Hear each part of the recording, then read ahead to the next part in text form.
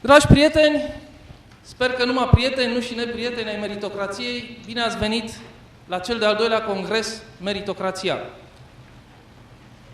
Cred că este un eveniment istoric, este un eveniment a cărui importanță nu o realizăm astăzi. Cu siguranță viitorul va dovedi că acest congres a fost mult mai mult decât pare a fi astăzi. De ce? Pentru că noi facem astăzi ceva ce nu a mai făcut nimeni. Noi suntem deschizători de drumuri. Poate nu vom reuși să implementăm meritocrația mâine sau poimâine, dar cu siguranță avem o certitudine. Am deschis un drum.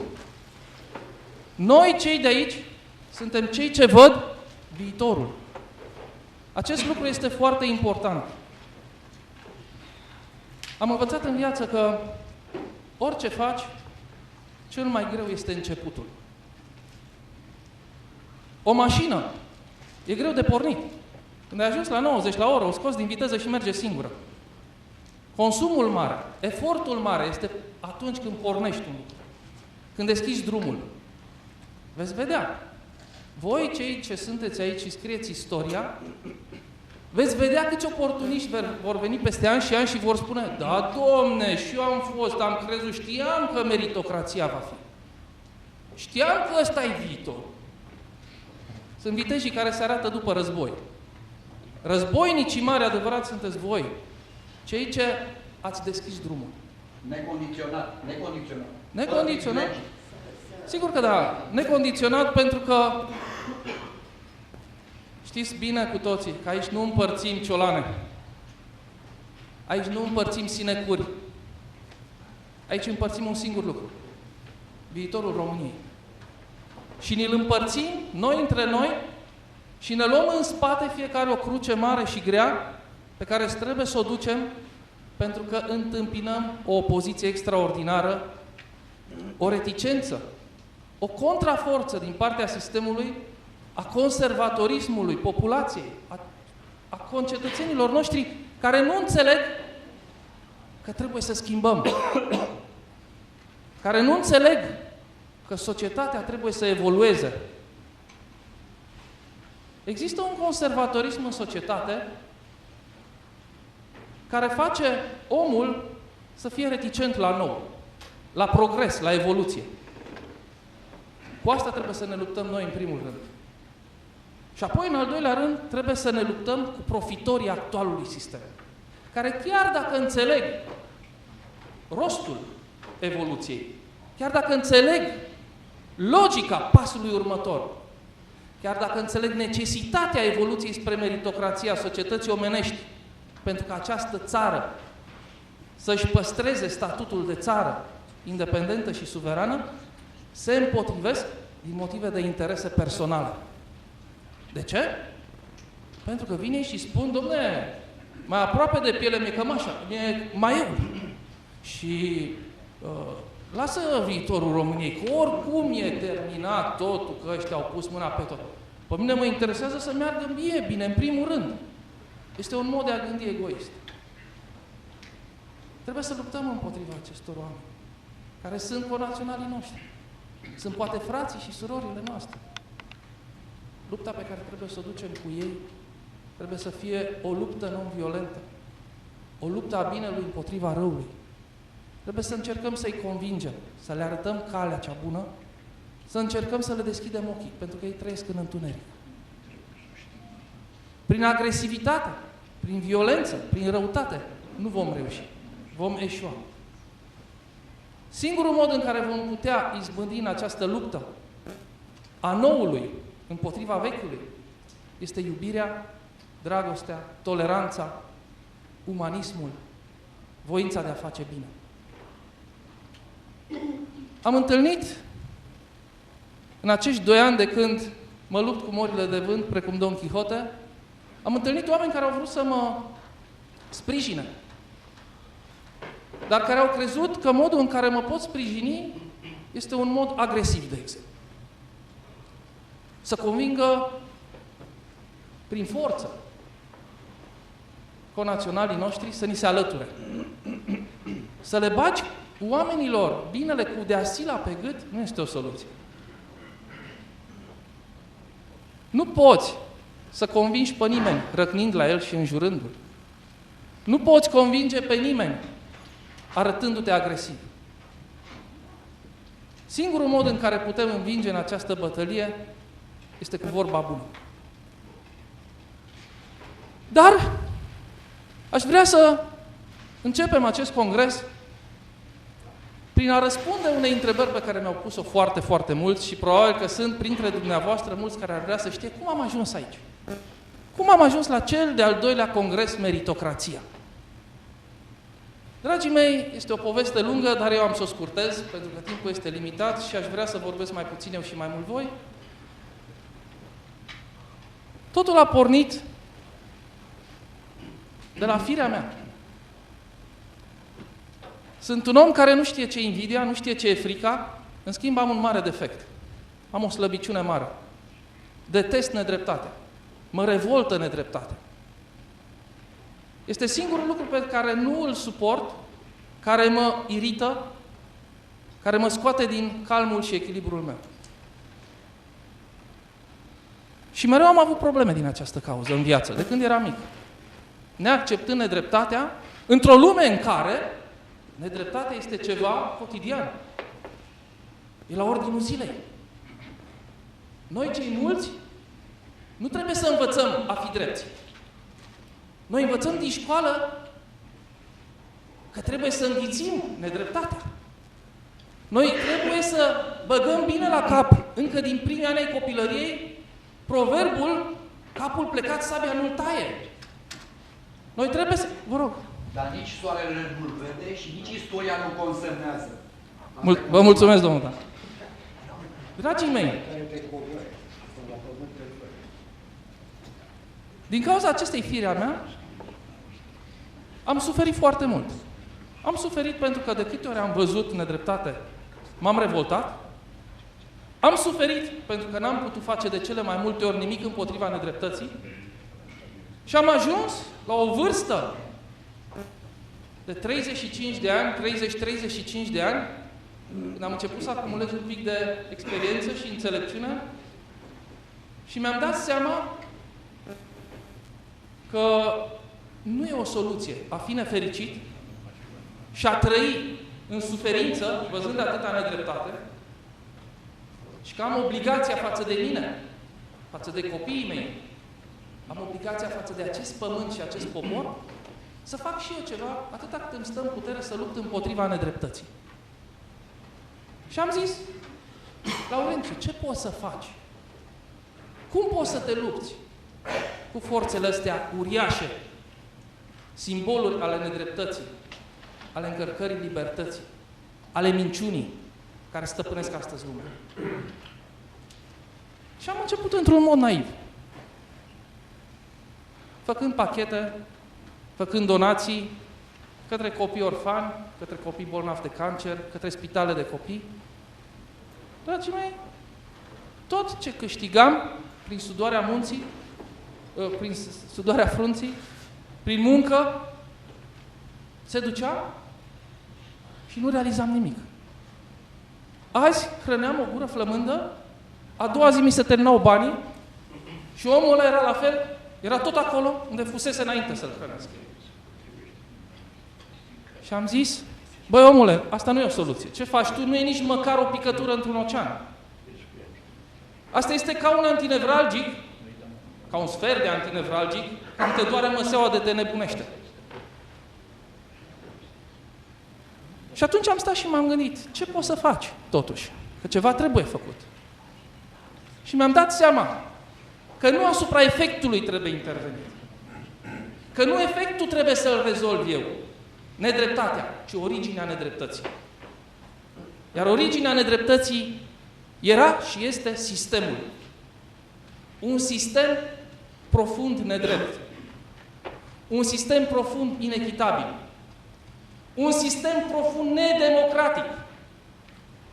Un sistem care încalcă în mod flagrant, cu nerușinare, drepturile și libertățile fundamentale ale omului. Dar ce este și mai periculos? este că toate aceste nenorociri se întâmplă sub mantia strălucitoare a unei minciuni imense. Democrație. Avem democrație. Avem libertate. Drepturile omului. Le avem pe toate. Asta este poleala. Ăsta e ambalajul. Și când îți faci ambalajul, ce găsești? Sclavagism modern. Cea mai evoluată formă de sclavie din istoria omenirii. Asta trăim noi astăzi, dragii mei. Și atunci am zis, Laurențiu, te lupți cu un sistem diabolic. Nu o să reușești niciodată să schimbi nimic. Nici tu singur, nici dacă te vei uni cu alții, să faci bine. Ceea ce trebuie să faci este să schimbi cauza acestor rele. Iar cauza e sistemul. Și atunci am zis, bă, băiatule, schimbă sistemul. Sigur că dai o nebunie. Veți zice, tată, trebuie să fii un pic tralala? Să vrei să schimbi sistemul? Să schimbi istoria? Păi am zis totuși, hai să imaginez eu un sistem, o ordine a societății care să fie garanta unei vieți mai bune, mai drepte, mai echitabile, cu libertăți reale, cu democrație reală. Și mai mult în joacă am început să schițez, să pun idei pe hârtie și s-a strâns un dosar imens cu hârtiuțe, cu fel de ciorne pe care îmi notam lucruri pe care le consideram esențiale a reprezenta rotițe în angrenajul viitorului sistem. Asta s-a întâmplat vreme de aproximativ 10 ani. Veți zice, de ce n-ai scris cartea asta? De ce n-ai făcut această doctrină în 1995? Dragii mei, sunt astăzi necopt, lipsit de experiență și înțelepciune. Da, păi acum 15 ani. Da, păi acum 20 de ani. Și astăzi sufăr că nu sunt mai înțelept și mai deștept. Vă dați seama cum eram acum 20 de ani? Uitându-mă înapoi, de multe ori mi-e rușine. Nu eram copt pentru a crea un sistem, o doctrină, acum 20 de ani. Dar s-au strâns ideile. Și a venit momentul să fac un manifest. La un moment dat, revolta pe care am simțit-o față de acest sistem s-a transformat într-un articol. Inițial am scris un articol. Dar am zis, unde să-l dau? Cine să-l publice? Cine mă bagă pe mine în seamă cu un articol din ăsta pe 5 pagini care sărea la gâtul clasei politice, care sărea la gâtul sistemului? Și am lăsat articolul așa și a doua zi mi-au mai venit câteva idei să le pun pe hârtie și tot așa am mai pus și pot să spun că prima carte, Meritocrația, sfârșitul democrației, a însemnat mai multe articole puse cap la cap pe care n-am avut unde și cum să le public. Pentru că îmi permiteam, pentru că eram un om care muncea din greu și care își folosea inteligența într-un mod foarte eficient, mi-am permis să public această primă carte. Meritocrația, sfârșitul democrației, care a fost scrisă în anii 2007-2008. În 2009 am început să fac demersurile pentru tipărirea ei și am reușit să o tipăresc. Cred că în 2009 sau începutul lui 2010. O carte manifest. O carte, poate unii dintre voi ați citit-o, de 100 de pagini. O carte neimportantă ca și doctrină.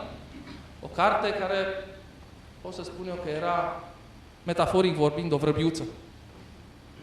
O vrăbiuță care i-am dat drumul să zboare, să ducă această idee mai departe și să văd ce se întâmplă. Am sperat că în modul acesta însămânțez o sămânță ce va cădea pe un sol fertil și va crește. Am sperat că această carte, acest manifest, va da idei unui om deștept să construiască o doctrină și să înceapă să facă o schimbare. Am tipărit cartea, am trimis-o în librării Și am așteptat. 1 an, 2, nimic. Nimic. Zero. Am intrat o dată în librăria, în rețeaua de librării unde se vindea cartea mea și am căutat cartea mea. Și nu găseam nicăieri. Dar cum să o găsești? Zeci de mii de titluri. În cele din urmă m-am dus la vânzătoare și am zis, doamna, aveți cartea asta în stoc? Sau da? Ce da, o avem. Zic, doamna, vreau și eu să o cumpăr. Zice, hai să o căutăm. A durat o oră până am găsit. Vă dați seama, eu nu mi-am găsit cartea mea. Vă dați seama. Și atunci mi-am dat seama că este o bătălie pierdută. Până într-o zi, deja abandonasem ideea, am zis, sămânța, am trimis-o. Dar sotul fertil nu-l va găsi niciodată. Și l-am consolat, vă spun drept, dându-mi seama că nu am ce să fac. Nu mai vedeam, eram într-o încurcătură, într-un impas din care nu puteam ieși. Dumnezeu mi-a scos în cale un om providențial. Domnul Domocoș, care este aici de față, care este și vicepreședintele încă în funcție a Mișcării Meritocrate, care, în interes de afaceri, m-a întrebat ce-i cu cartea mea, mi-a cerut să o citească, a citit-o și a zis, bă, mie mi se pare extraordinar ce e aici. Destinul a făcut ca acest om să aibă legătură cu un trus de presă, foarte important. Și implicit, un om de presă, un vector de opinie. Astfel a început să se nască meritocrația. Aici a fost începutul. Domnul Domocoș l-a informat pe domnul Cartianu cu privire la această carte. I-a spus, domnule, ceva foarte interesant, citește. Domnul Cartianu, care era pe vremea director la Adevărul, a citit. Și după ce a citit, a zis, bă, vreau să-l cunosc pe omul ăsta, vreau să discut cu el. Astfel a început epopeea mea la Nașul TV. Pentru că domnul Cartianu era realizator TV la Nașul TV. Pro-american. De altfel. Nu, asta e important. Păi nu, a fost emisiunea la dânsul montat și m-a cerut. Da, este adevărat, dar nu asta este subiectul congresului. Ideea este următoarea. Domnul Cartianu m-a invitat într-o emisiune pe care întâmplător a văzut-o și domnul Radu Moraru. Imediat a zis, vreau să-l chem la mine în emisiune, să discutăm. După ce am făcut câteva emisiuni cu domnul Radu Moraru, în calitate de invitat, și discutând numai despre meritocrație, a început să prindă. Au început oamenii să vorbească pe forumuri, pe Facebook, pe internet. Au început să se intereseze persoane publice care urmăriseră emisiunea. Și, dragii mei, a venit propunerea Domnului, în mod natural, probabil, ca și consecința faptului că tot mai mulți oameni se interesau de meritocrație, a venit propunerea domnului Radu Moraru, a zis, băi frate, îmi cere lumea să te chem într-una. Eu nu pot să fac emisiuni numai cu tine invitat. Nu vrei să faci o emisiune a ta? O dată pe săptămână să ai emisiunea ta? Seama, eu nu aveam nimic în comun cu televiziunea, dar aveam cu meritocrația. Și mi-am dat seama că ar putea reprezenta un vector extraordinar de promovare a meritocrației și de împrăștiere nu a unei semințe, ci a mii de semințe, care mai devreme sau mai târziu, cu siguranță, una din ele ar putea rodi. Așa am început să fac emisiunile Meritocrația la Nașul TV. După 6 luni, domnul Radu Moraru m-a convocat la dânsul un birou, într-o zi, în calitate de șef al televiziunii, și zice, băi, omule, zice, e nebunie. E psihoză între telespectatorii Nașul TV. Băi, nu vrei tu să faci un congres? Să începi o mișcare? Să începi ceva serios? Am zis, băi, Radule, eu fac asta, dar ne strângem în jurul a ce? A fițuicii ăstea, a manifestului ăsta, meritocrația? Cum să faci o mișcare și să faci ceva de amploare cu o fițuică? Păi zice, ce-ți mai trebuie? Păi ce să-mi trebuiască? Îmi trebuie doctrină socială, îmi trebuie doctrină economică, cel puțin. După aia ar trebui ca cineva să scrie o Constituție. Bă, zice, nu știu, hai să facem un congres și după aia vin toate astea. E bine, dragii mei, eu n-am putut să fac asta și m-am pus pe treabă și în 6 luni din dosarul acela uriaș de idei și fițuici și ciorne, am reușit să pun pe hârtie o doctrină socială și economică, meritocrația și meritocratismul, a prins contur, s-a născut o carte. Nouă. De data asta nu mai era o vrăbiuță. Era un vultur. Îi lipsea un singur lucru. O Constituție care să lege toate principiile, toate ideile din doctrina socială și economică într-o Constituție, într-o lege fundamentală care să garanteze acest nou sistem. Norocul extraordinar a făcut ca într-una din emisiunile mele să am un invitat pe care nu eu îl alegeam. Și aici apare din nou destinul. Mă prezint duminică seara, emisiunile erau în direct, mă prezint la Nașu TV să fac emisiunea, eu nu știam cine e invitatul în acea seară. Mi se spune, domnule, ai un invitat, domnul Teodor Ghițescu. Cine e Teodor Ghițescu? Doamne, nu știu, e un domn, nici nu mai știu cum s-a ajuns. Domnul Teodor Ghițescu este domnul de aici, din dreapta mea, este cel ce a avut o contribuție uriașă la ceea ce a însemnat îngemănarea doctrinei sociale și economice, crearea unui sistem nou, a unei doctrine complete. Am discutat în emisiune, dânsul era foarte interesat despre ideile mele, despre principiile meritocrației. Am vorbit după aceea și în privat. Și din una alta, i-am zis, domnul Ghițescu, da, nu v-ați pricepe să scrieți o Constituție care să cuprindă toate aceste principii? Și uite așa am ajuns la Constituția meritocrată. Am lucrat împreună vreme de vreo 2-3 luni și s-a născut Constituția meritocrată. Care, atenție, dragii mei, nu este nicio minune. Nu este nicio mare scofală. Este o colecție de principii, de valori strânse la oaltă, precum un angrenaj de rozdințat. Într-o cutie de viteză, dacă iei fiecare roată dințată în parte, nu valorează nimic. Dacă le iei pe toate 100 împreună, valorează greutatea lor în fier vechi.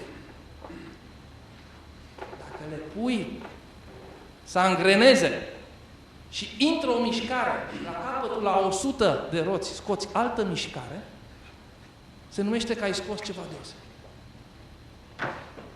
Ei bine, dragii mei, asta am făcut noi prin această Constituție meritocrată.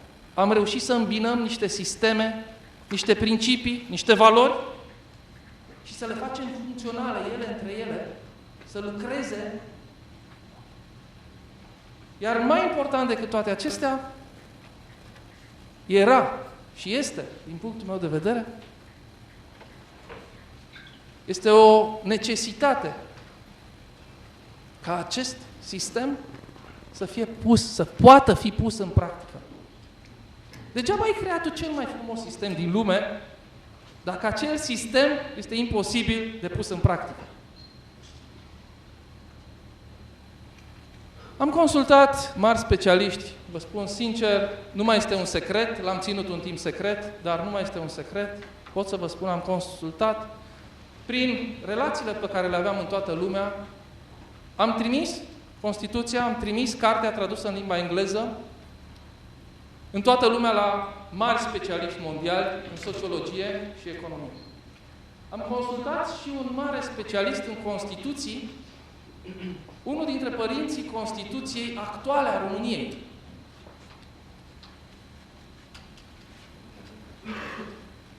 Am pieptănat bine de tot. Toate ideile, de ce? Pentru că eram obișnuit după meritocrația, sfârșitul democrației, eram obișnuit cu cârcotașii, care abia așteaptă ca vreun român să facă ceva, ca să vină aici să-i dea în cap. Să zică, da, asta de ce? Nu e bine, nu e bine. Și Dar, invidioși. și invidioși, orgolioși. Dar asta a fost un factor pozitiv pentru mine. Pentru că m-a ajutat să fac tot posibilul să îmbunătățesc la maxim această doctrină, acest sistem.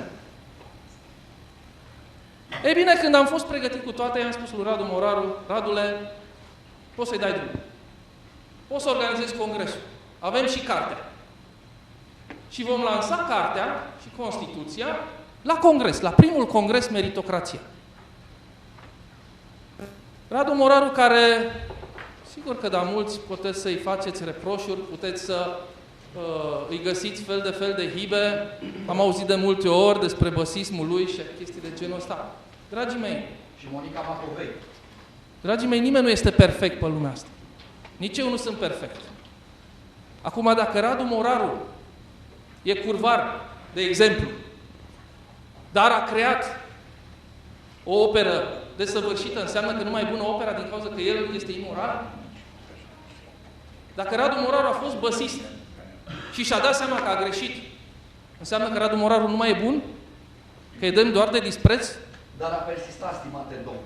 După Băsescu a urmat Monica Macovei și alții. Și după Meritocrația a urmat altele. Dar, Știți, domn, cine a trădat odată, trădează și a doua oară.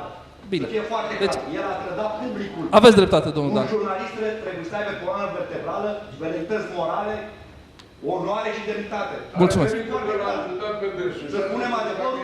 Pentru mine important a fost faptul că am avut parte de un ajutor extraordinar, nesperat din partea domnului Radu Moraru și cu toate calitățile și defectele lui, trebuie să dăm cezarului ce al cezarului.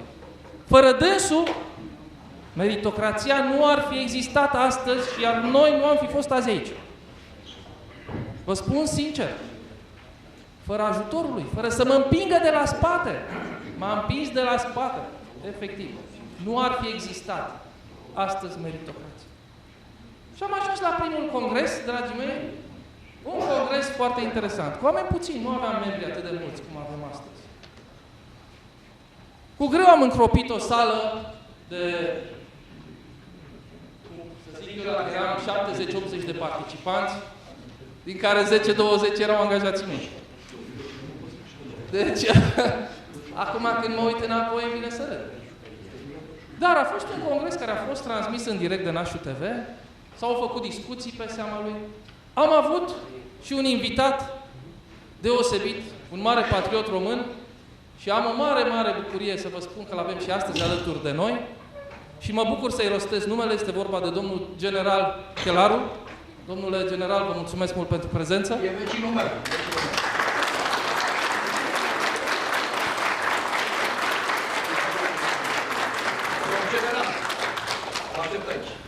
Un mare patriot care a fost alături de noi și care a simțit de la început de unde bate vântul. A simțit de la început pentru că a gândit cu sufletul lui de român. A pus înainte de invidie, de orgoliu, de răutate și de orice alt fel de defect uman pe care îl putem avea toți, a pus dragostea de țară și a dat seama că pentru România ar putea fi salvarea. Și a venit alături de noi și a avut o intervenție atunci la acel congres extraordinară și îi mulțumesc foarte mult și la fel cum o să-i recunosc întotdeauna meritele lui Radu Moraru, lui Gabriel Domocoș, o să recunosc meritele și domnului general care ne-a dat încredere că ceea ce facem, facem bine și facem pentru țară și pentru viitorul copiilor noștri. Acum, dragii mei, pentru că tot v-am vorbit despre primul congres Meritocrația, ca să pot să-mi trag și eu sufletul, o să vă punem câteva imagini, să le vizionați de la acest prim congres, să vă faceți idee despre ce a fost și apoi vom merge mai departe să vedem ce va fi.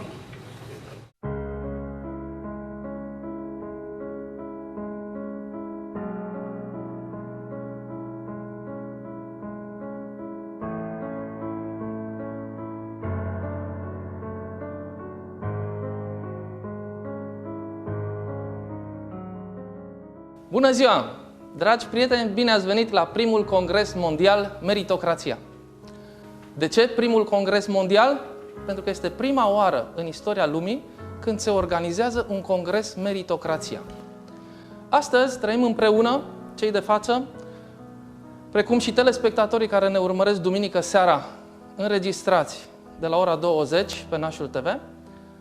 Trăim, deci, un moment unic, primul congres care își propune să promoveze un nou sistem social. Este un congres la care ne-am adunat oameni cu același crez și anume faptul că putem construi împreună o societate mai bună, mai dreaptă, mai umanistă, mai cinstită.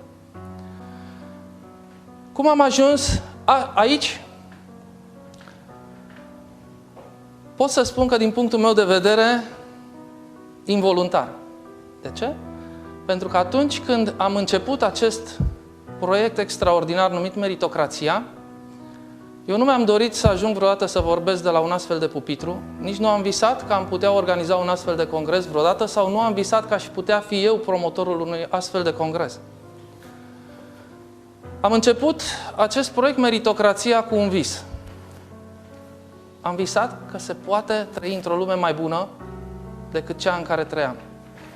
În urmă cu 5-6 ani, nemulțumit fiind de sistemul social, nemulțumit fiind de situația societății în care trăiam, m-am gândit că se poate îmbunătăți. M-am gândit că putem face o lume mai bună și acest lucru este foarte simplu de realizat, este foarte natural și nu este în niciun caz o utopie. Plecând de la acest gând, am zis să pun pe hârtie câteva idei care mi se păreau extraordinar de naturale, de simple, de aplicabile și aveam o mare nedumerire. De ce oare nu se aplică în societate?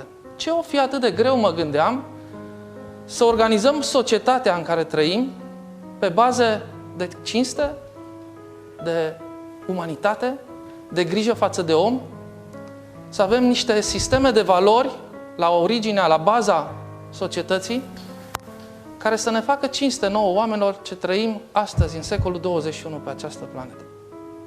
În momentul în care nu se mai poate trăi în țara asta, puteți ieși în stradă și stați liniștiți, nu vi se va întâmpla nimic, că suntem într-o democrație, nu?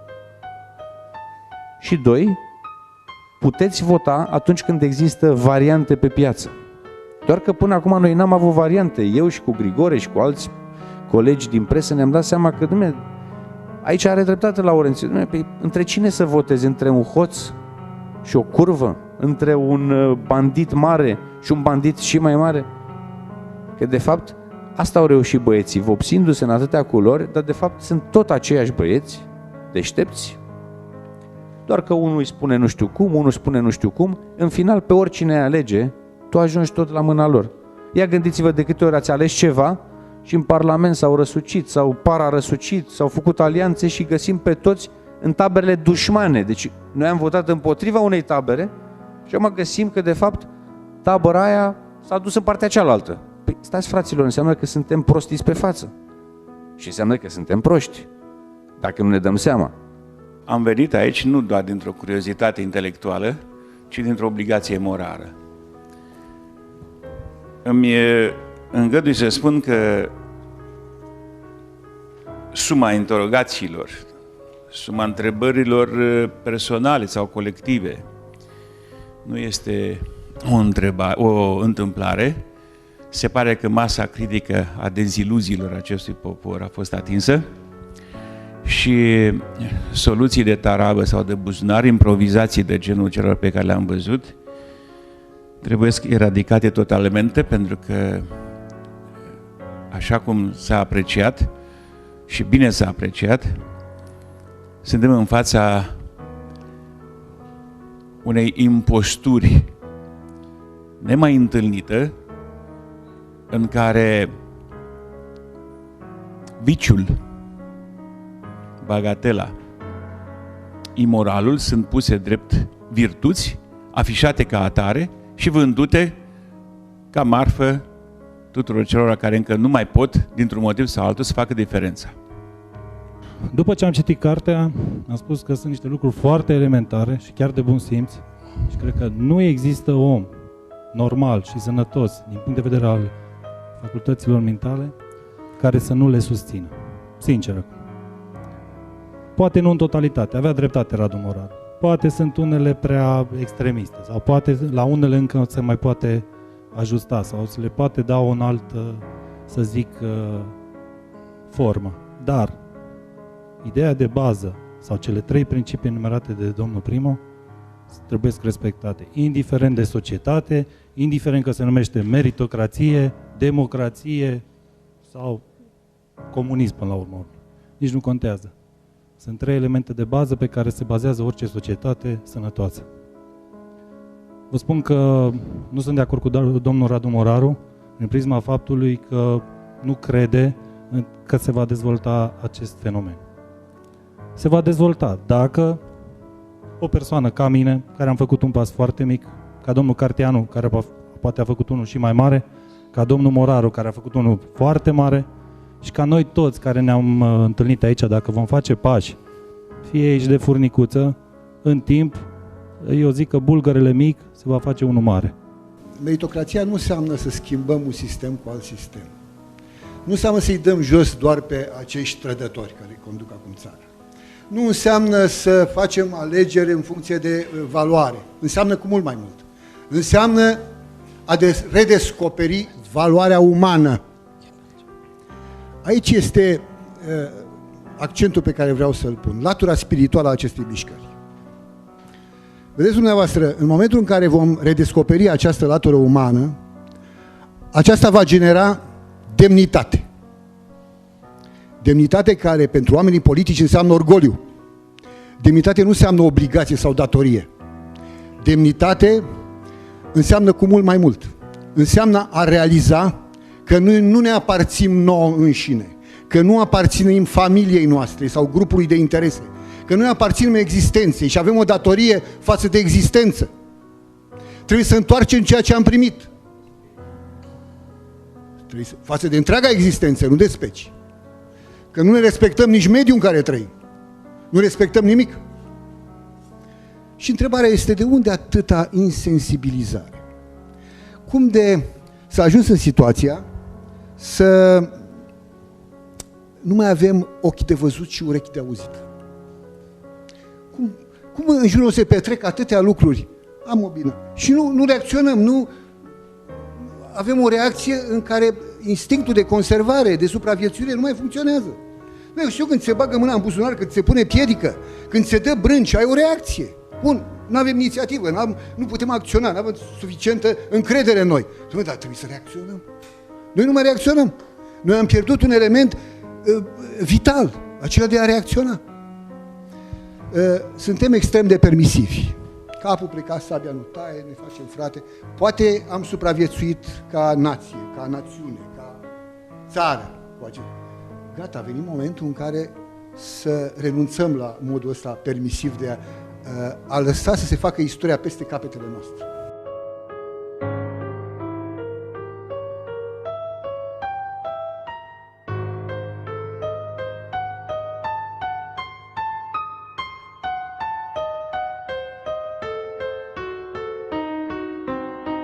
Dragii mei, acestea au fost secvențele de la primul congres Meritocrația, câteva extrase.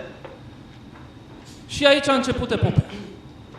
La scurt timp după acest congres au început problemele. Amenzi cu nemiluita de la CNA, procese și amenințarea CNA-ului că dacă nu desfințează emisiunea, care vezi, Doamne, Meritocrația, ci că ar fi fost, așa s-a pronunțat o persoană de la CNA în ședința publică pe care au avut-o, că Meritocrația ar milita împotriva statului de drept. Da, nu râdeți, că chiar militează împotriva statului de drept, de furt și de trădare de țară al gangsterilor care conduc țara. Este mare adevăr în asta. E statul lor de drept. Atenție! Scriem cu litere mari, lor. E stat de drept, dar e al lor. E statul de drept care le permite lor să-și bată joc de această țară, de istoria acestei țări, de viitorul acestei țări și de ziua noastră de astăzi. E dreptul lor să ne fure, să ne umilească, să ne nedreptățească, să ne... Mulțumesc, domnule. Uitați-vă. Deci, dragii mei, au început problemele și emisiunea mea la Nașu TV a fost închisă, am fost nevoit să mă retrag pe internet, să fac emisiunea singur. A fost din nou un început foarte greu. A trebuit să învățăm televiziune, a trebuit să învățăm să promovăm, să punem pe internet, foarte complicat. Am reușit, am avut norocul să găsesc un om minunat, un om care se pricepe și care astăzi coordonează tot ceea ce ține de latura tehnică, domnul P. îl știți din emisiuni, care a venit cu un suflet mare alături de mine și a zis, bă, băiete, hai că facem și televiziune online, facem și tot ce trebuie. Și așa s-a născut actualitatea românească. Este modul în care am reușit eu să promovez meritocrație. Eu m-am cam autoales, dar un congres președinte, nu știu dacă ați sesizat treaba asta, dar de ce? Pentru că nu aveam pe cine altcineva. Adică, dragii mei, eu nu am fost un președinte bun pentru mișcarea meritocrată. Eu am fost poate un mic, foarte mic vector de opinie și am încercat să fiu cât pot de bun ca vector de opinie făcând actualitatea românească. Am continuat să fac multe fapte bune pe care nu vreau să le spun, legate de Casa de Copii Prichindel din Gimbav, legate de ceea ce ține de istoria dacică a poporului român. Am sponsorizat o carte, am sponsorizat și alte cărți care erau legate tot așa de trecutul, de istoria acestui neam. Atâta cât am putut am făcut, dar am făcut foarte puțin. Am avut o creștere foarte lentă în acești 2 ani, mult mai lentă decât aș fi vrut eu. Eu sunt un om foarte ambițios și îmi ridic ștacheta mereu foarte sus. Ei bine, ștacheta pe care am ridicat-o eu la primul congres a fost aici și de sărit am sărit atât. Am dat X, vă spun sincer. Am dovedit că nu sunt un bun organizator, că nu sunt un bun coordonator al unei astfel de organizații. Suntem o organizație. N-am reușit să dezvolt filiale locale. E un dezastru în filialele locale. N-am făcut deplasări în filiale locale. N-am ținut conferințe în filiale locale. De ce? Nici nu mai contează. Eu nu sunt aici ca să mă scuz, ci ca să mă acuz. Am dovedit, dragii mei, în acești 2 ani, că nu merit funcția de președinte al acestei organizații. Nu sunt nici carismatic suficient, nu sunt nici înțelept destul, nu sunt nici cunoscut destul, nu pot fi un simbol pentru mișcarea meritocrată și prin urmare vă anunț în mod oficial că mă retrag din postul de președinte al mișcării meritocrate și rămân un simplu membru, păstrând cu voia dumneavoastră un merit pe care însă nu mi-l poate lua nimeni, slavă Domnului, am și un merit, acela de președinte fondator. Deschizător de drumuri. Mă scuzați. Onorific. Atât. 2 secunde. Nu. Nu fondator, ci inițiator. Deoarece conceptul de meritocrație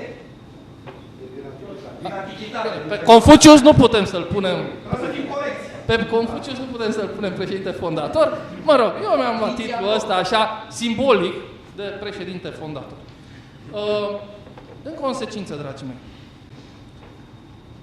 pentru că nu pot face față, nu pot să fac și emisiuni, să produc și bani, pentru că nu pot să face nimic. Această acțiune, congresul, emisiunile, acțiunile caritabile, înseamnă bani.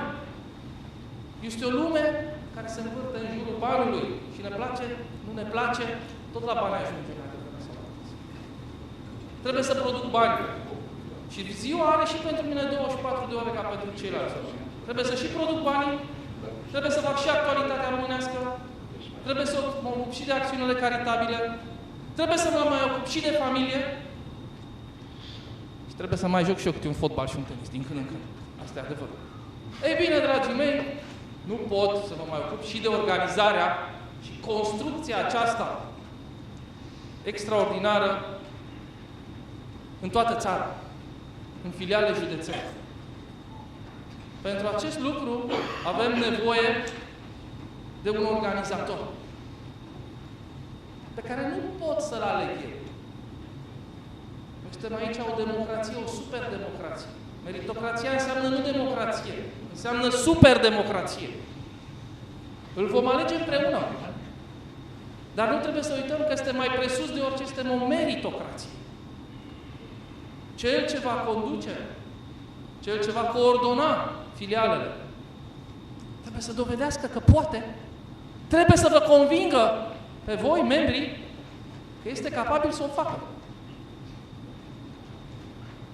În consecință, în partea a doua a Congresului, o să invit aici, la microfon, pe cei ce consideră că pot să facă acest lucru, să vină, să-și facă ceea ce politicienii numesc campanie electorală, să se autopromoveze, să se laude, să spună ce ar putea face, iar voi, la sfârșitul părții a doua a Congresului, veți decide prin vot dacă sunteți de acord sau nu, dacă îl vreți sau nu, pe fiecare.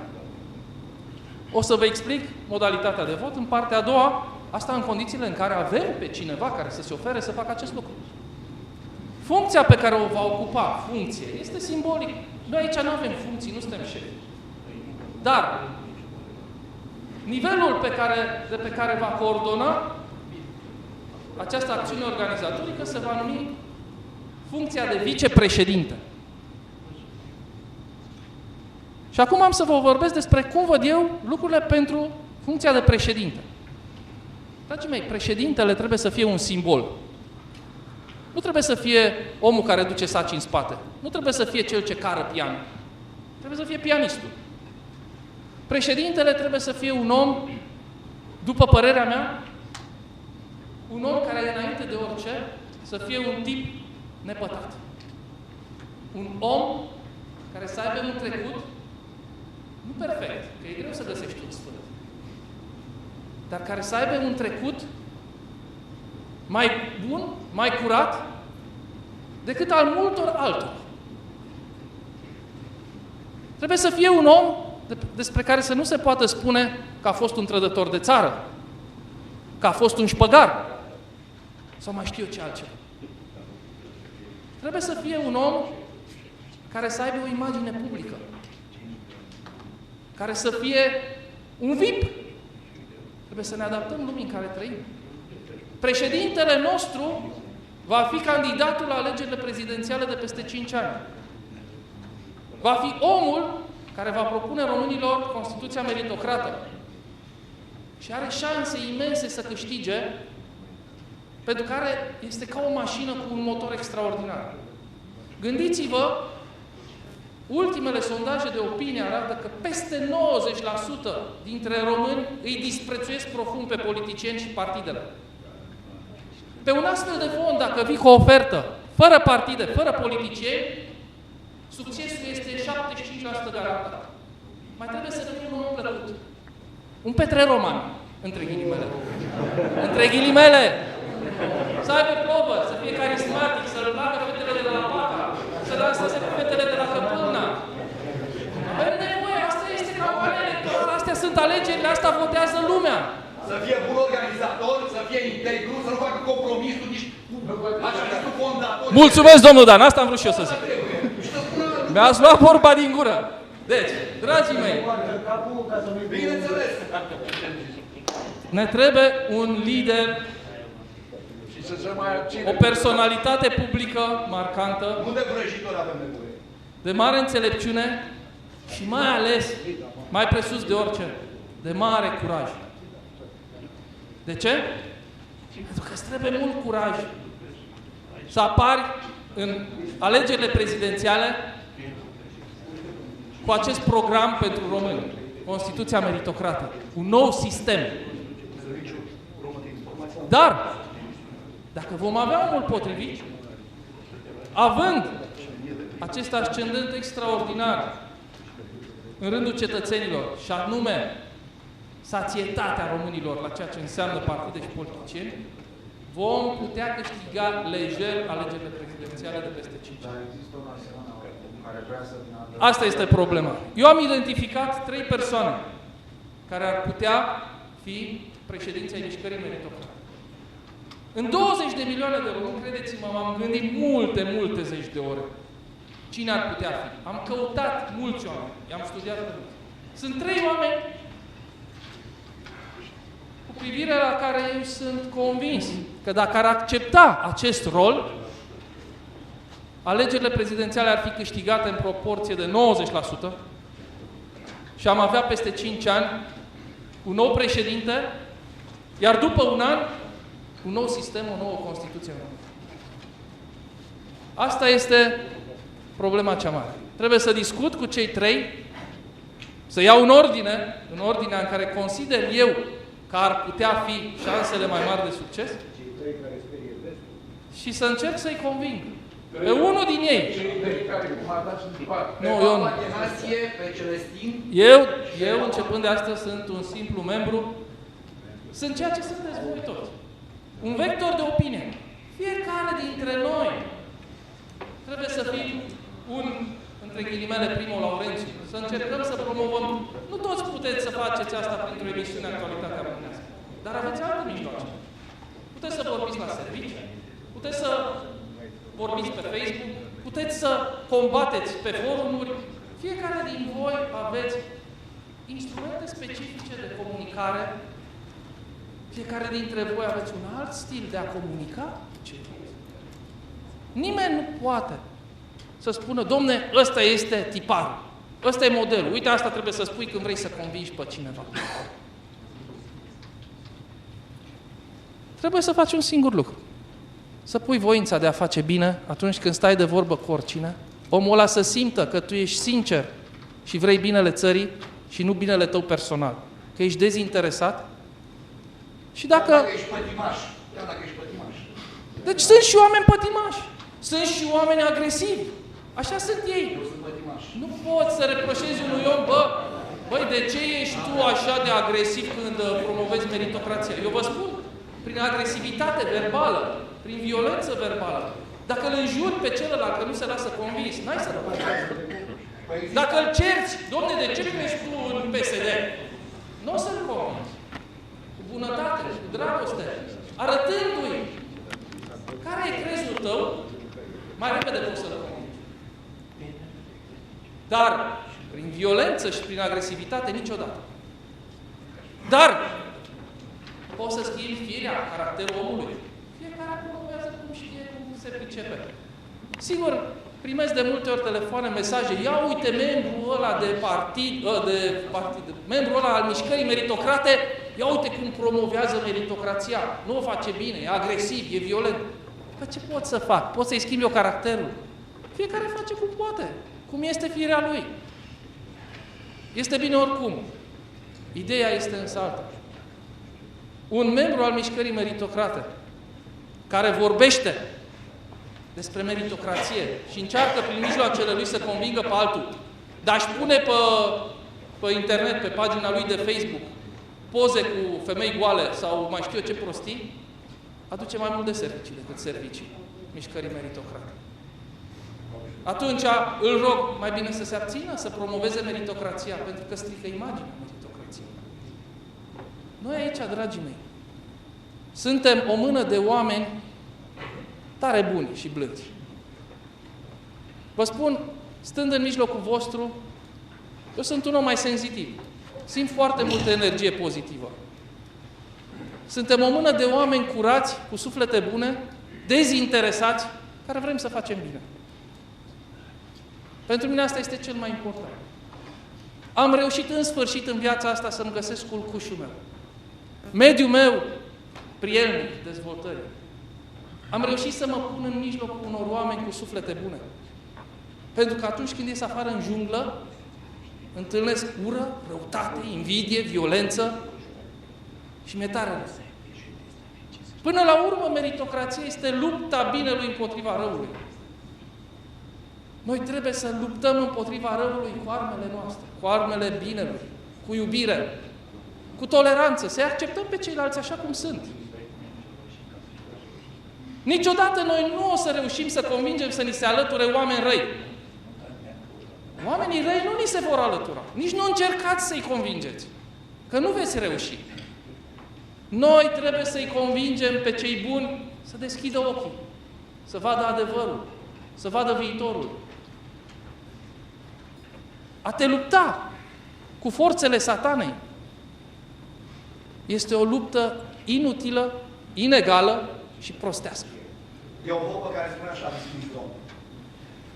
E mai ușor să convingi un prost care nu are carte, dar duci o luptă colosală cu cel care are carte, pe de o parte. Mi-a luat vorba din gură. Pe ignorant, niciodată nu o să-l convingi. Bine. Niciodată, oricâte argumente palpabile și competente, ea aduce.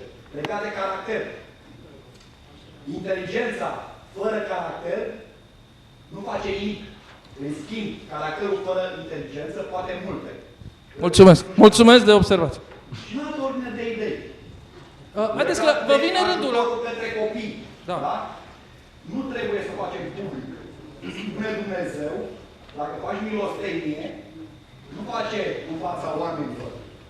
Faci în fața lui Dumnezeu. Domnul Dan, n-am cum, pentru că... Ai adevărata milostenie. Domnul Dan, ca să poți să te duci la copii cu... Trebuie să fim mințiți și să ne mințim. E ok. Aplaudați, suntem la Congresul nou. Da. Deci... Să aducem mai bine logic. Dar trebuie să și criticăm pe Da. Domnul Dan, poți să continui? Deci, dragii mei, cel mai important lucru este organizarea în filială pentru noi. Asta este marea lipsă pe care o avem astăzi. Avem nevoie să vă implicați. De ce? Pentru că această luptă de a convinge oamenii buni să li se alăture nu trebuie făcută prin propagandă. Trebuie făcută prin fapte. Și în stradă. Trebuie să o facem În stradă. nu în stradă și nu demonstrând. Păi de ce să împaci Și bani în stradă? e părerea mea. Părerea mea e că nu vom reuși mergând în stradă, țipând jos guvernul și aruncând cu pietre în geam. Vom reuși să convingem oamenii buni să ni se alăture, făcând fapte bune acolo, în localitatea noastră. Și atrăgându-i de partea noastră, să vină alături de noi să sădim un pom, să vină alături de noi să sădim un bătrân neajutorat, să-i chemăm alături de noi să ajutăm un orfelinat. Asta trebuie să facem.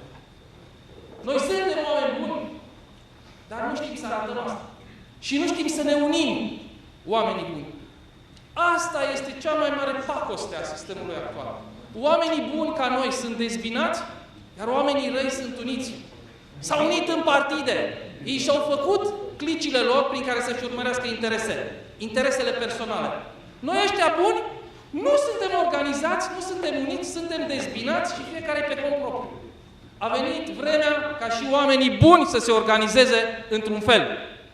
Ne vom organiza sub forma meritocrației în filiale locale, nu ca să promovăm meritocrația, ca să facem bine, ca să ajutăm oamenii aflați în nevoie și atunci, știți ce se va întâmpla de la sine?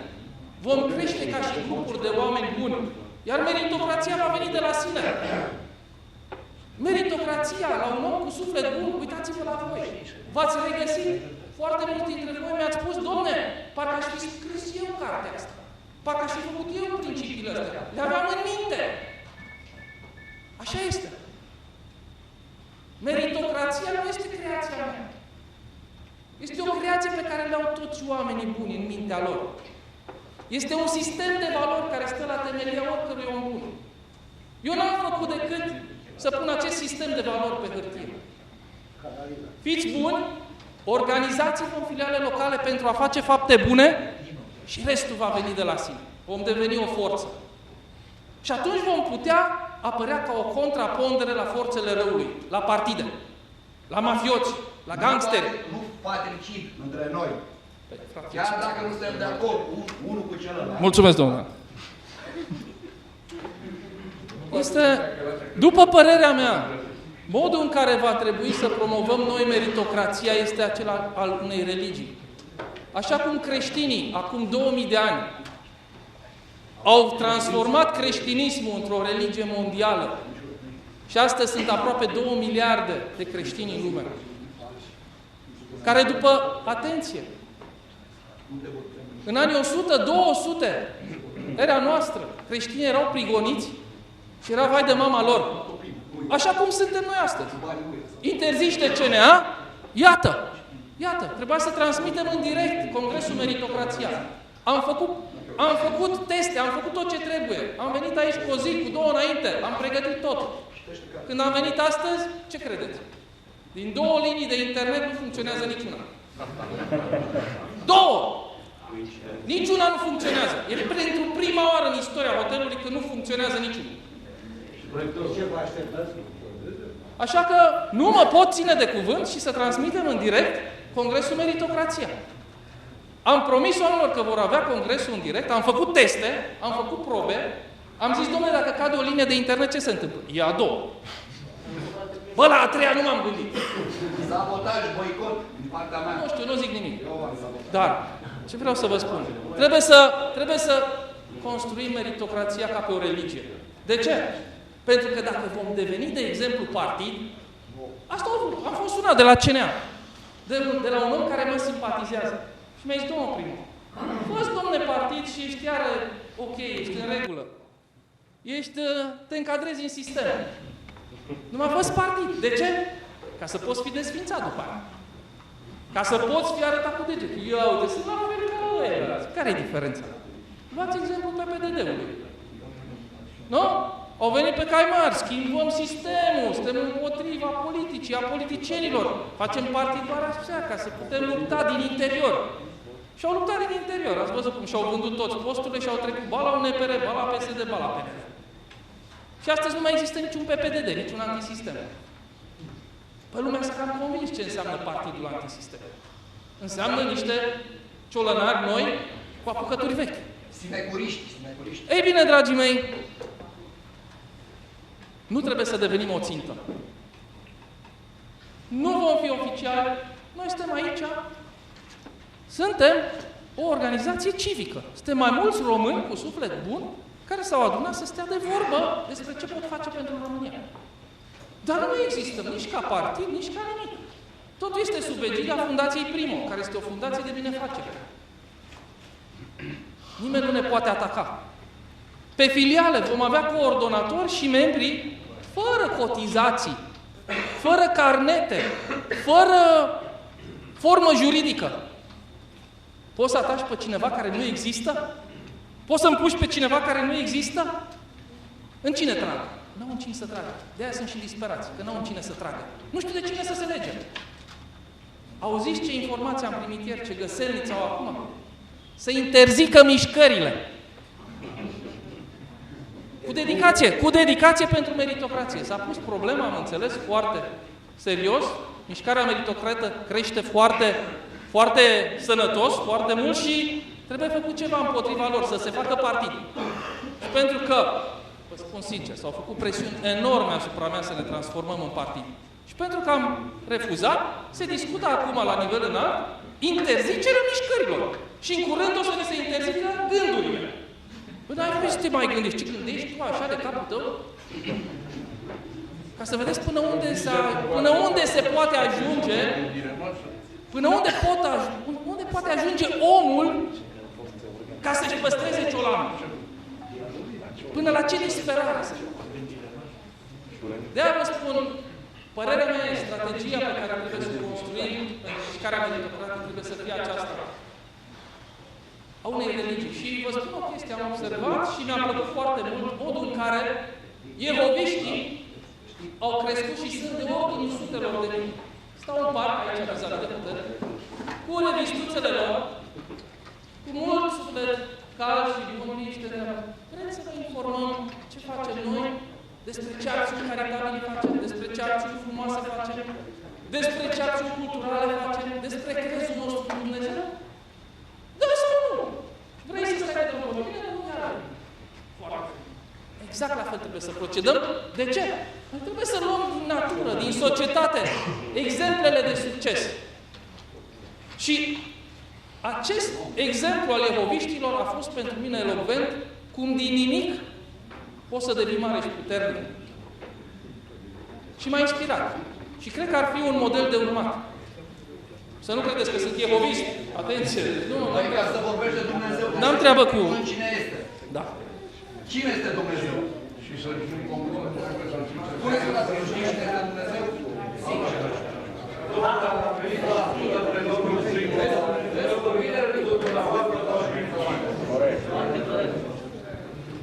Deci, un lucru e sigur. Alături de noi sunt bineveniți toți oamenii dezinteresați care vor binele țării, fără sinecuri, fără ciolane. Aici nu avem nimic de făcut. Nu monolog. Niciunul dintre noi nu o să aibă niciodată niciun fel de privilegiu, niciun fel de avantaj, nici în prezent și nici în viitoarea societate. Dragii mei, eu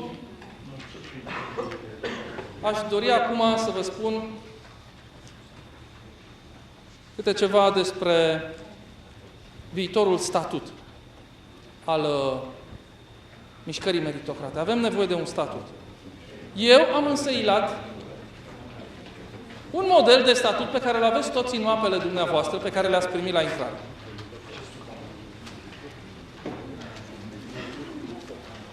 Poate că nu este foarte bun. Poate nu e nici măcar bun. Dar poate fi un început.